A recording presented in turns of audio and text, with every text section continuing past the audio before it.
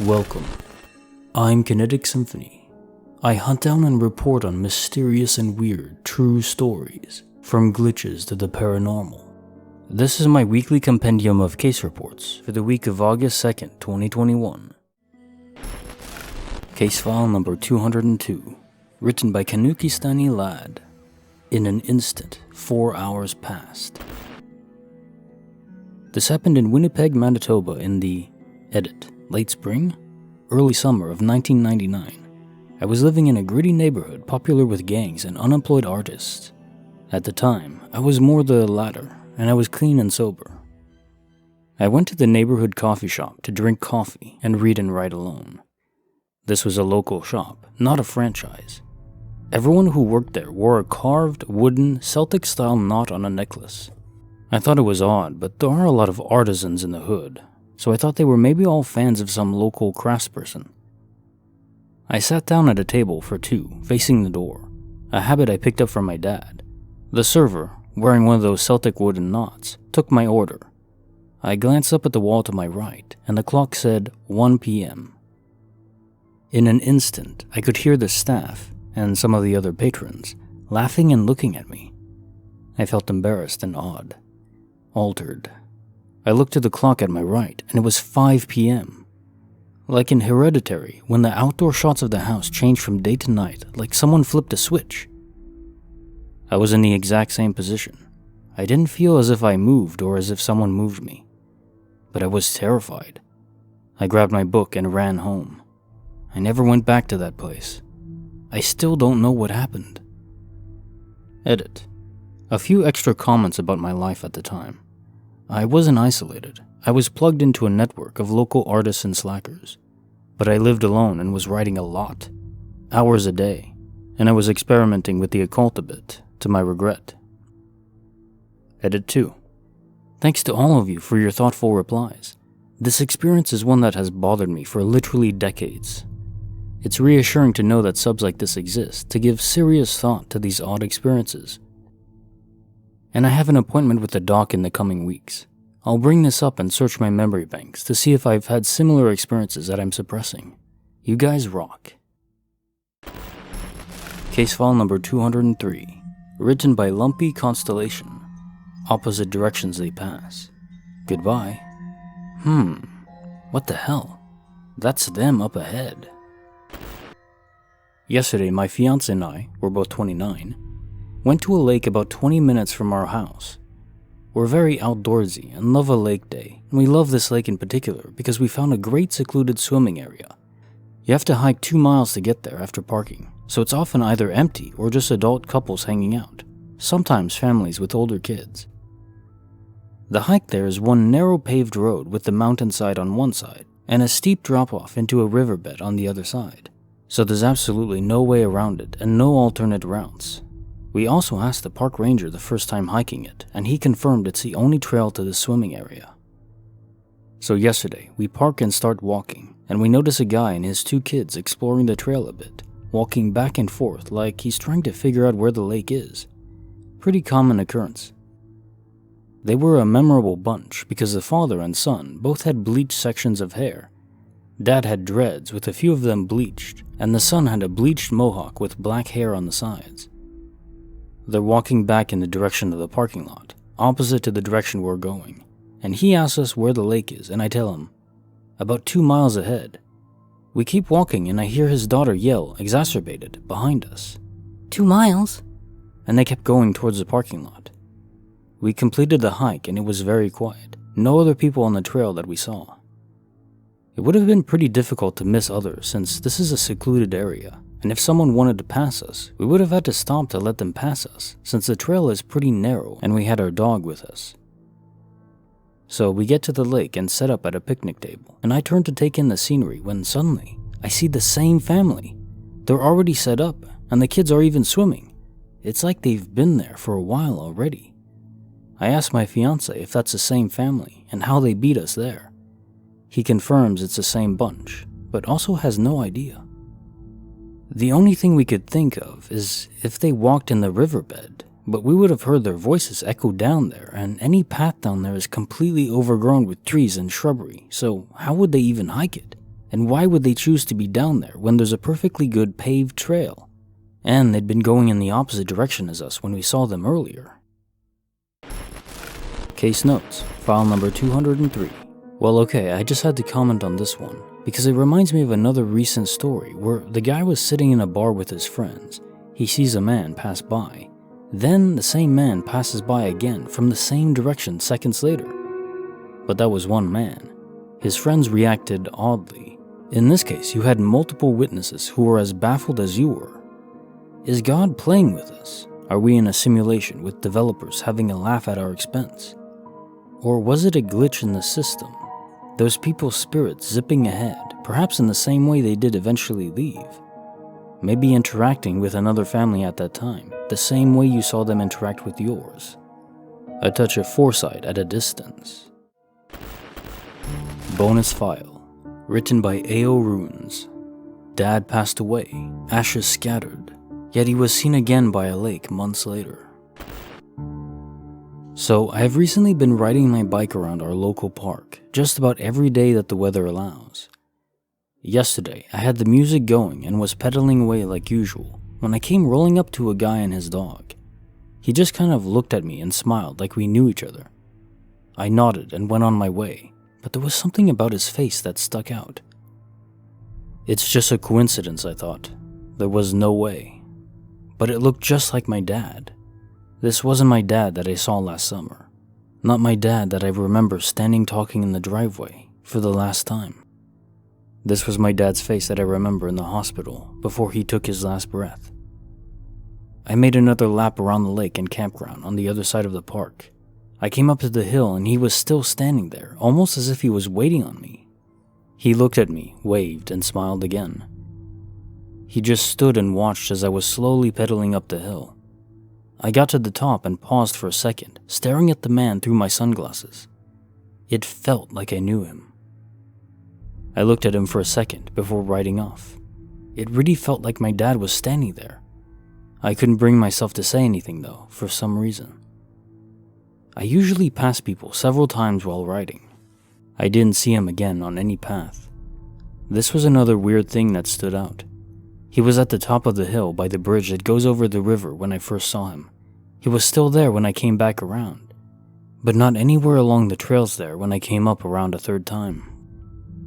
As a side note, he was cremated and per his wishes, we spread his ashes into that river. My dad always told me stories of how his dad, my grandpa, saw ghosts. My dad never had any ghost stories from his own point of view, well, that I know about. Does anyone have any insight or a similar experience? Bonus file, written by No Name Maddox. A diary to confirm a terrifying memory. I hope this experience fits in here. First time encountering otherworldly entities or spirits. I recall this night so clearly, or so I thought.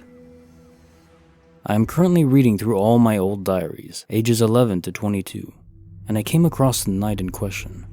It was in the middle of an entry. For a second, I didn't even know I was reading the same event that touched me so deeply. For context, when I was 12, my mom couldn't find a sitter for a late night meeting, so I had to go with her, along with my younger brother, B, and a friend, Mac. We had to keep ourselves entertained, somehow, in a church at night. Naturally, there's a cemetery in the back we had to fool around in. My entry reads, Me, Mac, and B went into the cemetery in the dark. I screamed and hid behind a gravestone to scare B. Then B taught us a ritual that brings the spirits out. You stand on the gravestone and say, May rise, 10 times. I stood on about 6 stones at different times and did it. Then I was standing on one and Mac and B were facing me. Mac saw something walk towards us and then run. I saw a black something that was hunched over going behind a tree. B saw what I saw. Then we were up near the church more, and I was staring at one that was right next to a tree. I stared at it for a long time and was shaking a lot and fast. Its head moved the most. Then it waited for me to go over there. I'm not crazy. Mac even saw it too. To clear things up, Mac saw something walk towards us and then run. I am standing on a stone, facing B, Mac, the church, and a wooden area to the right of it, where I saw the something. Mac said he saw a tall, robed person standing behind a stone in the back of the cemetery. While she was trying to make out what she was seeing, it appeared a few rows closer. She screamed and pulls me off the grave, falling on my stomach. I looked up to see her and B running towards the church's spotlights, so I followed. I was trying to compute what I thought was a hunched robed person walking behind a tree within the woods next to the church. At the same time, they were absorbed in the figure behind me. Our descriptions of the two different things we saw were oddly similar, though theirs sounded tall, around 7 foot, and mine was short, around 5 foot. I was also to the point that I completely forgot about the part where we stood under the light and stared at one of them next to a tree. All three of us stood there in silence for at least 5 minutes. I remember watching its head rotating around the shoulders, like a pinwheel, so fast it was blurry. Following this experience, I don't recall feeling anything about it. Even my diary entry quickly moves on to another topic. It wasn't until a couple years later when I experienced a similar entity in a cemetery while using a Ouija board with a friend. I felt a dreadful, familiar feeling, one that made me recall the night at the church. On the outside, my skin feels sweaty, like I suddenly got the flu, but on the inside, I'm a dark, hollow carcass, bound to the savageries of the universe. Anyway, I just wanted to share this experience, especially since I found this old diary entry. Case file number 204, written by Oatman0, an ominous sound at 4 in the morning. Guys, so at 4 in the morning, I was awakened by this strange sound that seemed to be very peculiar, something that I've never heard before in my life. This sound kept going for around 10 to 12 minutes and was coming straight from the sky. I have recorded it as well, as you're hearing now. When this began, I had just woken up, so I was quite taken aback by it, and slowly I began to wonder if it was an alien UFO or something like that. But after a few minutes, I began to think reasonably, and the only obvious explanation is that it is a drone. I just assumed that it was a drone and calmed down, but all of a sudden, it stopped. All of a sudden, there's no sound at all. I don't think drones are that fast at all. And plus, who uses a drone at literally 4 in the morning? So I'm very confused at what the sound is. Do you guys recognize it? And yes, that screeching noise after every hum is coming from it too. It was coming directly from the sky, but when I looked, I saw nothing in the sky. Please tell me what you think that sound is. Case file number 205, written by ARL 1509. Swift like a ninja, they vanished. A little context. I was at an airport waiting to board a plane. I was 19 at the time, and my family and I were taking a trip to Barbados. We were all sitting next to each other in the terminal, waiting to board. I was mostly on my phone, occasionally glancing up. Eventually, I got distracted watching this couple sitting across from us entertaining their toddler with the toy maraca, those tough plastic ones babies always chew up. The strange part came when my phone buzzed with a text from my friends. I only glanced down to see who the text was from for a moment before looking back up. And when I did, the couple and their toddler were gone, including their belongings. I scanned the terminal for them, but I didn't see them anywhere. I mentioned it to my mom at the time, and she also seemed puzzled, but wrote it off as them leaving to board. I don't see how anyone could have left with all their belongings in just a second or two. Case file number 206, written by Becky is Here. The Key, a purple butterfly. This story starts many years before the main event. Long story short, a butterfly sat on me at my father's funeral, a purple one which we couldn't find in a book afterwards. A similar butterfly sat on a wall by me when I got lost after that. Maybe just coincidence, maybe just ordinary butterflies, but something personal to me that I never spoke about with anyone. Many years later, I had to travel hundreds of miles to the office of a colleague I was doing a project with, and while we were working, his coworker came in for a few seconds to get something, and we had the standard introduction, this is X, hi, this is Y. I forgot about him. About a year after that, my colleague and I were at a conference, and he asked me if I remembered his coworker from the year before. I said very vaguely. I only met him for 10 seconds. My colleague was really embarrassed about something and told me that his coworker had now retired and that when he cleared out his desk at work, he had found something in his desk and was absolutely insistent that it be given to that woman who visited you that I met one afternoon. My coworker then apologized that it was very stupid and handed me a purple plastic butterfly. Just coincidence? You tell me. Case file number 207, written by Delta Anonymous. A plane on fire that was never heard of or reported on again. A few years back, my best friend and I were heading downtown via highway from the suburbs to a hockey game. It was about 4 p.m., sun shining, no clouds, blue sky. Normal afternoon traffic as this was during the middle of the week. We both see a plane up ahead and to our left, fairly high up, but noticeably a commercial airliner. You could see flames on the right side of the plane, and it was trailing black smoke. We had just left the suburbs, so there's no major airport nearby. About 40+ minutes straight south driving time to the nearest one. The plane was flying east, but we were too far north for it to be circling to legitimately land at the usual airports. Both my friend and I kept track of it for about 5 minutes down the highway at 70 miles per hour. The highway does not get blocked by trees, a barrier, buildings, or anything. We had an easy time seeing it. I looked online to see if any reports had shown up about it. Nothing. We had to slow down suddenly from traffic, so we both looked forward. Then before we got going again, we looked right back where the plane should have been, and it was gone. Nothing there. Again, there was nothing for it to disappear behind.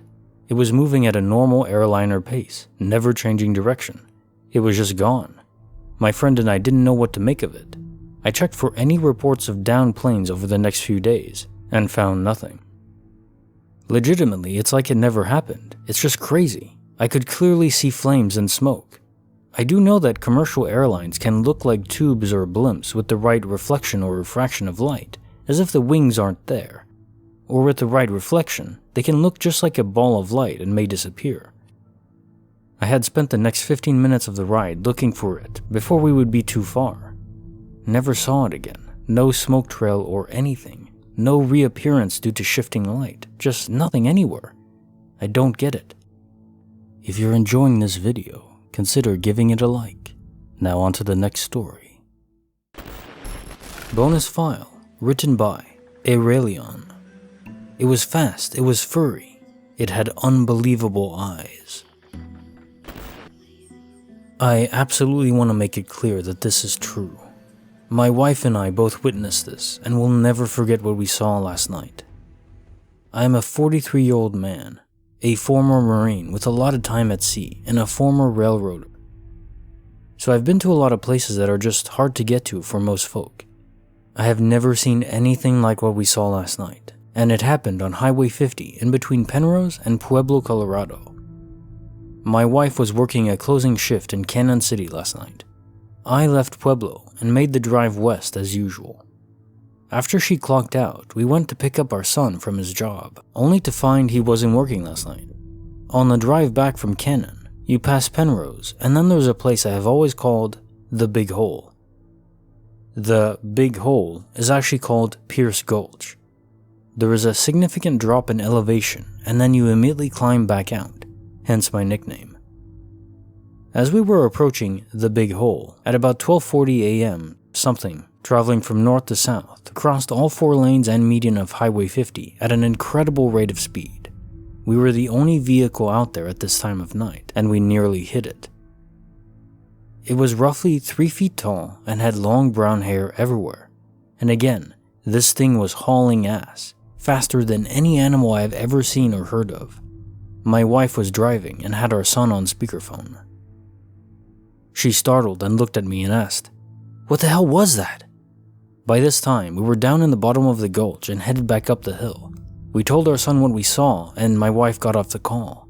We discussed it for a second and decided to go back and see if maybe it had gotten caught in the barbed wire fence or something.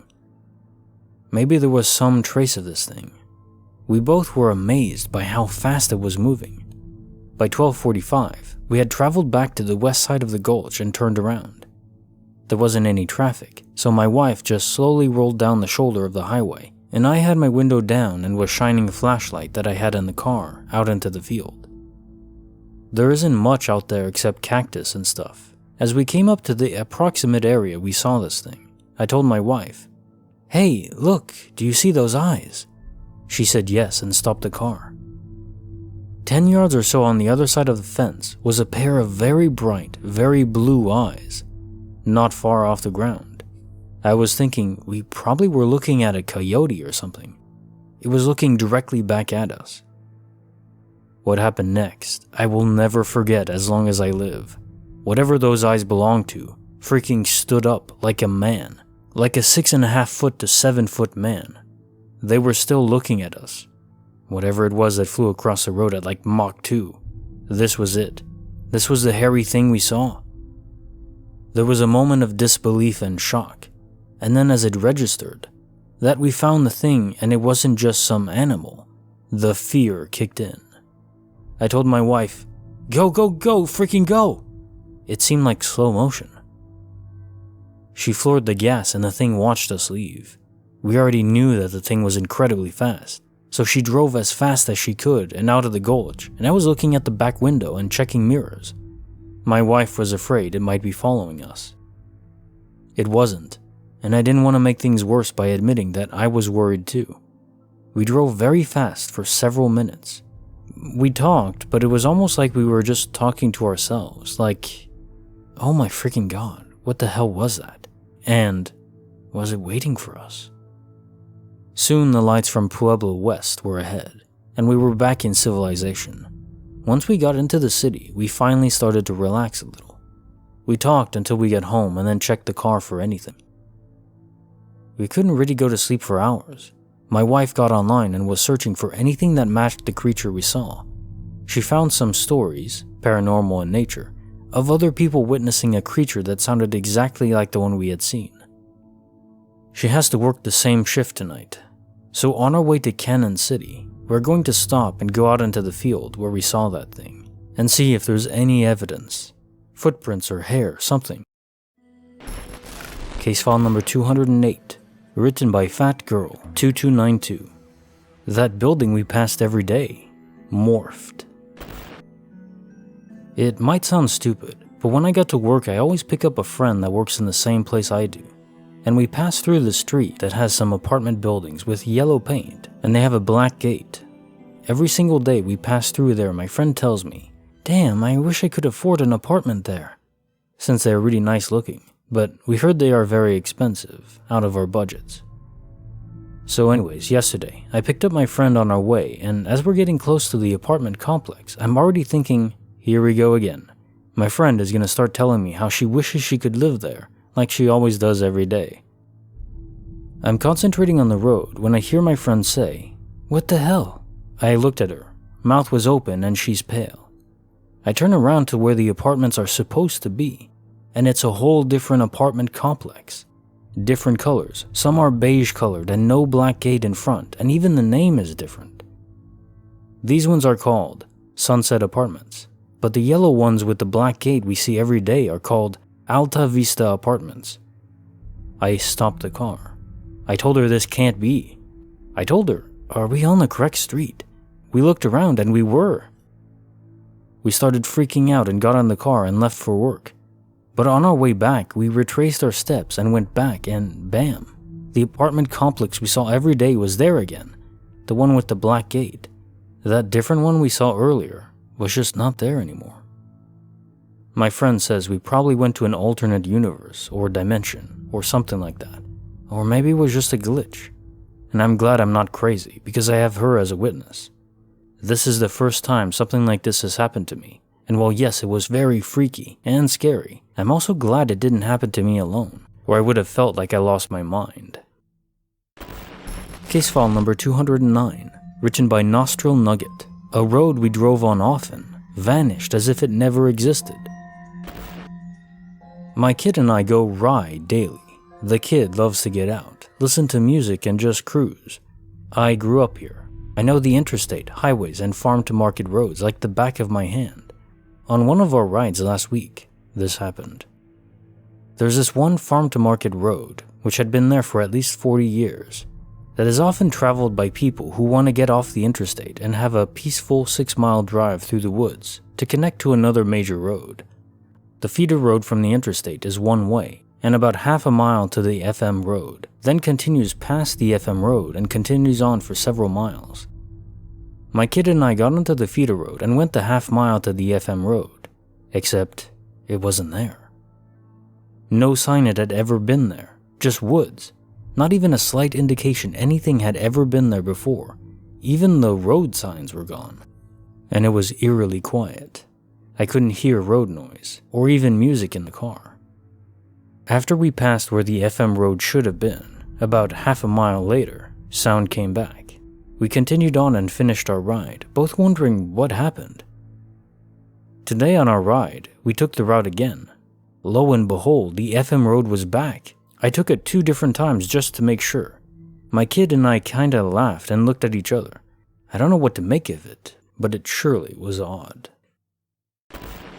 Case file number 210, written by Pleasant Gap 5298. Blackout, winter, drinks. Let's walk back. It's just 10 minutes. Well, so we thought. I recently met up with some old friends and this story from 20 years ago came up. It's something I have never forgotten and have never been able to explain. Before I begin, I want to make it perfectly clear that none of us were drunk. There is no alcohol involved in the story whatsoever. A bit of setup. I live in a small town in England. The road where I lived at the time runs parallel to the high street with several pubs and one nightclub. Another road runs vertically to connect the two.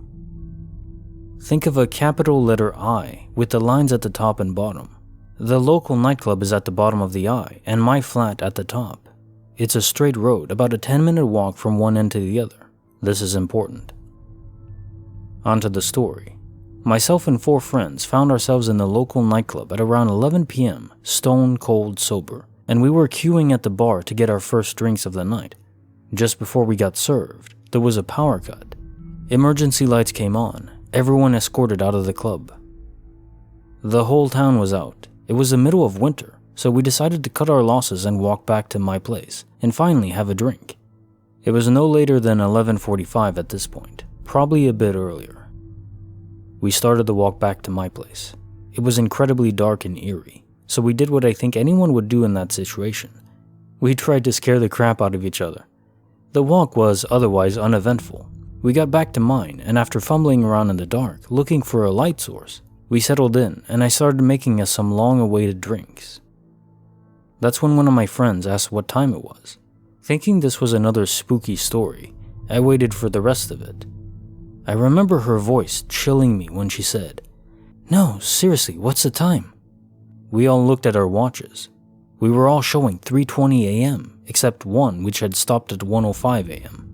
We don't know if that's important, because sometimes watches just stop. None of us remember anything unusual aside from the power cut, but somehow we lost around 3.5 hours on a 10-minute walk. While talking about this, my friends and I did create an approximate timeline of that entire evening to see if there were any gaps we could fill. Some of us remember things the others don't, but it was about 20 years ago, so I figure that's normal. We mostly recall it the same, and none of us have any idea where the 3.5 hours went. The whole night was weird, but explainable up to that point. Case notes, file number 210. Yeah, aliens baby, you know it. Time loss at night, multiple people with no recollection of what happened. Frankly, nothing else would make sense here, right? I wonder if it was aliens, were they responsible for the power outage too? Perhaps. Should be a trivial task for any species advanced enough to reach our planet. When you give it a few minutes of thought, though, it's simultaneously exciting, wondrous for the truth that it conveys, that technology could go so far beyond what we believe to be possible currently, but also, well, it's terrifying.